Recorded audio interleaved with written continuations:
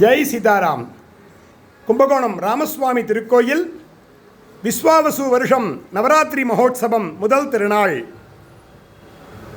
ராமாயணத்தில் பிரம்மாவை முதலிட்டு சூரியன், சந்திரன், அக்னி, இந்திரன், வருணன் மற்றும் மகரிஷிகள் அனைவரும் பகவானை வைகுண்டத்தில் மேருமலை மண்டபத்தில் பிரார்த்தனை செய்கிறார்கள்.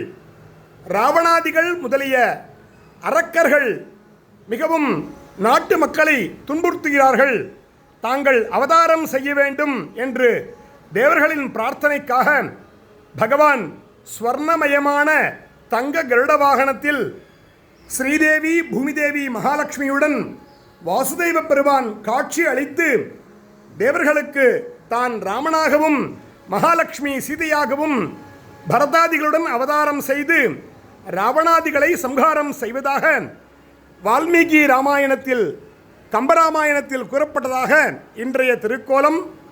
தேவர்கள் வைகுண்டராமனிடம் சரணாகதி, பகவான் பிரத்யக்ஷ சேவை. ஜெய் சீதாராம்.